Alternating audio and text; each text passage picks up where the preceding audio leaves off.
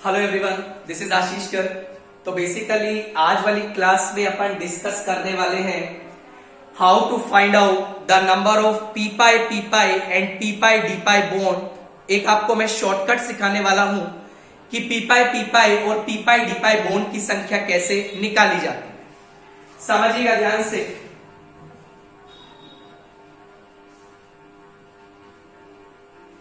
सबसे पहले कुछ बातों को जानते हैं। मैं पाई बॉन्ड का बात कर रहा हूं। जैसा कि आप जानते हैं, pi bond is mainly formed by pure p and pure d orbital. There is one case that is benzene. Benzene के केस में आप जानते हैं जो पाई बॉन्ड बनता है वो sp2 हाइब्रिड ऑर्बिटल से भी बनता है। उसके अलावा हमारे पास जितने भी केस हैं उन सभी केसेस में पाई बॉन्ड जो बनाते हैं वो प्योर पी ऑर्बिटल और प्योर डी ऑर्बिटल बनाते हैं। सुनिएगा ध्यान से। मान लीजिए आपसे पूछा गया I have carbonate ion.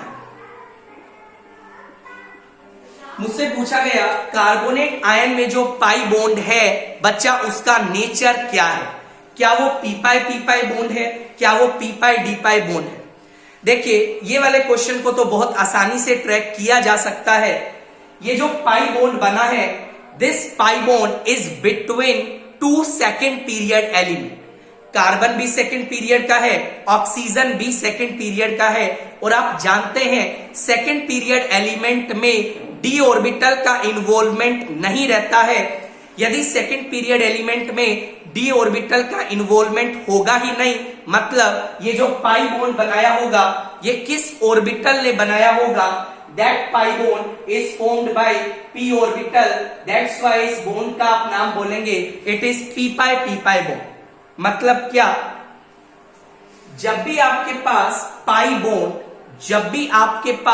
Pi bond दो सेकेंड पीरियड एलिमेंट के बीच में बना है, हमेशा उस बॉन्ड का नाम क्या होगा, पी पाई बॉन्ड। जैसे मान लीजिए आपके सामने एक एग्जांपल है, this is nothing, it is nitrate ion, जिसको आप NO3- भी बोलते हैं। मान लीजिए आपसे पूछा गया इस पाई बॉन्ड का नाम बताइए। बहुत सिंपल है यार, नाइट्रोजन भी सेकंड पीरियड का है, ऑक्सीजन भी सेकंड पीरियड का है, तो आप इस बॉन्ड का भी क्या नाम बोलेंगे, it is also P pi bond. I think आपको बात समझ आ रही होगी, राइट सर। मान लीजिए आपके पास आ जाए नाइट्राइट आयन। अगेन आपसे पूछा गया इस पाई बॉन्ड का नाम। इस पाई बॉन्ड का नाम भी जो होगा that is P pi bond. अब आपके सामने एक डाउट आता है। मान लीजिए सर कोई एलिमेंट सेकंड पीरियड का ना आए, तो उस केसेस में हमें कैसे डील करना है। मेरी बात सुनिएगा ध्यान से, सुनिएगा प्लीज। मान लीजिए आपके पास आ जाए SO3। समझिएगा, ये आपके नीट के एग्जाम में क्वेश्चन आ चुका है SO3 के ऊपर। SO3 का बच्चा जो स्ट्रक्चर होता है वो कुछ ऐसा होता है। यदि मैं आपसे पूछूं हाइब्रिडाइजेशन बताइए ऑफ सल्फर एटम, आंसर आएगा sp2। शायद आपको टीचर ने सिखाया होगा हाइब्रिडाइजेशन जब आप निकालते हैं यू कैलकुलेट वन नंबर, जिसको आप स्टेरिक नंबर का नाम बोलते हैं। स्टेरिक नंबर किसके इक्वल होता है, that is equal to number of sigma bond plus number of lone pair formed by that particular element, right. देखिएगा सल्फर की यदि मैं बात करूं, सल्फर ने यहां पे कितने सिग्मा बॉन्ड बनाए हैं। आप बोलेंगे सर सल्फर ने यहां 3 सिग्मा बॉन्ड बनाए हैं। बच्चा जब भी स्टेरिक नंबर 3 आता है उस केस में हाइब्रिडाइजेशन sp2 होता है। जब भी स्टेरिक नंबर 4 आता है उस केस में हाइब्रिडाइजेशन sp3 होता है। जब भी स्टेरिक नंबर 5 आता है उस केस में हाइब्रिडाइजेशन sp3d होता है। सुनिएगा ध्यान से। इस केस में आपको 3 पाई बॉन्ड दिखाई दे। कितना पाई बॉन्ड, 3 पाई बॉन्ड। आपको तीनों पाई बॉन्ड्स के बारे में कमेंट करना है। देखिए यदि बच्चा मैं साइड एटम का बात करूं तो साइड एटम जो आपको दिखाई दे रहा है वो है ऑक्सीजन। ऑक्सीजन एक सेकंड पीरियड का एलिमेंट है और सेकंड पीरियड के एलिमेंट में डी ऑर्बिटल का इन्वॉल्वमेंट नहीं होता। तो ये बात तो कंफर्म है ऑक्सीजन ने पाई बॉन्ड बनाने के लिए जिस ऑर्बिटल का यूज किया होगा that is p, because oxygen के पास d ऑर्बिटल नाम का कोई चीज नहीं होता। सुनिएगा मेरी बात, मैंने यहां पे लिखा सल्फर एटम, मैंने यहां पे लिखा ऑक्सीजन। बच्चा पाई बॉन्ड 3 बना है, तीनों ही केस में ऑक्सीजन ने जो अपना ऑर्बिटल यूज किया होगा वो p ऑर्बिटल यूज किया होगा। Right sir.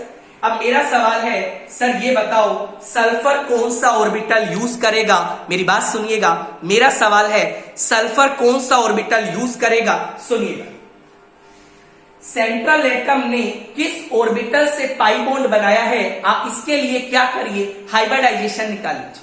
हाइब्रिडाइजेशन आपने निकाला sp2। मेरी बात सुनिएगा, जैसा कि आप जानते हैं s सबशेल में एक s ऑर्बिटल होता है, p सबशेल में 3 p ऑर्बिटल होते हैं, d सबशेल में 5 d ऑर्बिटल होता है। ये शायद आप जानते होंगे। Right sir. देखिएगा, ये आपने इस तरीका से लिख लिया, एक s 3 p 5 d। Right. Hybridisation क्या आया, sp2। हाइब्रिडाइजेशन sp2 आया तो यहां से आप sp2 को काट दिया। sp2 काटने के बाद अगले उतने ऑर्बिटल उठा लीजिए जितने पाई बॉन्ड हैं। कितने पाई बॉन्ड हैं, 3 पाई बॉन्ड हैं। अगले वाले 3 ऑर्बिटल उठा लीजिए, एक p उठाएंगे, 2 d उठाएंगे। तो सुनिएगा, एक पाई बॉन्ड में सल्फर ने p ऑर्बिटल यूज किया है और 2 पाई बॉन्ड में सल्फर ने जो यूज किया है वो d ऑर्बिटल यूज किया है। तो इस पर्टिकुलर केस में जो p पाई बॉन्ड की संख्या है वो 1 है, जो d पाई बॉन्ड की संख्या है वो 2 है। मैं आपको एक और एग्जांपल से बताने की कोशिश करता हूं, सुनिएगा ध्यान से। मान लीजिए आपसे पूछा गया आई हैव SO4 जिसको आप सल्फेट आयन भी बोलते हैं। मुझे बोला गया इसमें आप पाई बॉन्ड का नेचर बताएं। सबसे पहले अपन को करना क्या है, हाइब्रिडाइजेशन ऑफ सल्फर। सल्फर के ध्यान से देखिए, आपको 4 सिग्मा बॉन्ड दिखाई दे रहे हैं, हाइब्रिडाइजेशन आ गया sp3। राइट। अब हमें निकालना है नेचर ऑफ पाई बॉन्ड। देखिएगा बच्चा, ऑक्सीजन लगा है और आप जानते हैं ऑक्सीजन अपना कौन सा ऑर्बिटल यूज करेगा, आप जानते हैं ऑक्सीजन तो बच्चा p ऑर्बिटल ही यूज करेगा। अब मेरा सवाल आता है सर सल्फर कौन सा यूज करेगा। सुनिएगा मेरी बात ध्यान से, यहां आपने लिखा spp और ये आपने लिखा d। Right sir. ये आपने काट दिया spp। अगले उतने d ऑर्बिटल उठा लीजिए जितने पाई बॉन्ड हैं। बच्चा तो आप कितने d ऑर्बिटल उठाएंगे, आप 2 d ऑर्बिटल उठाएंगे। तो इस पर्टिकुलर केस में जो पाई बॉन्ड का नाम है that is nothing, it is d pi p pi bond. कितने d पाई p पाई बॉन्ड है, आंसर आएगा 2। राइट। एक और एग्जांपल मैं आपको बताने की कोशिश कर रहा हूं, सुनिएगा ध्यान से, बहुत सिंपल है, इट्स वेरी सिंपल। मान लीजिए आपको बोला गया आई हैव XeO3 के बारे में कमेंट किया गया। बच्चा XeO3 का स्ट्रक्चर कुछ ऐसा हो, ये आपके पास है एक लोन। राइट। मुझसे बोला गया हाइब्रिडाइजेशन ऑफ जीनोन, तो आंसर आएगा sp3। सर sp3 कैसे आया, बिकॉज एक लोन पेयर है और 3 सिग्मा बॉन्ड आपको दिखाई दे, मतलब स्टेरिक नंबर 4 आ गया। और स्टेरिक नंबर जब 4 होता है तो उस केस में हाइब्रिडाइजेशन sp3 होता है। अब बच्चा ये आपने लिखा जीनोन, ये आपने लिखा ऑक्सीजन। राइट। ऑक्सीजन ने कौन सा ऑर्बिटल यूज किया होगा, that is obviously p orbital का यूज किया होगा। आई थिंक आपको ये बात समझ आ रही होगी। उसके बाद जीनोन का बात करते हैं, आपको क्या लिखना है, spp, उसके बाद d। यहां से आप sp3 काट दीजिए। sp3 काटने के बाद उतने d ऑर्बिटल उठा लीजिए जितने पाई बॉन्ड्स हैं।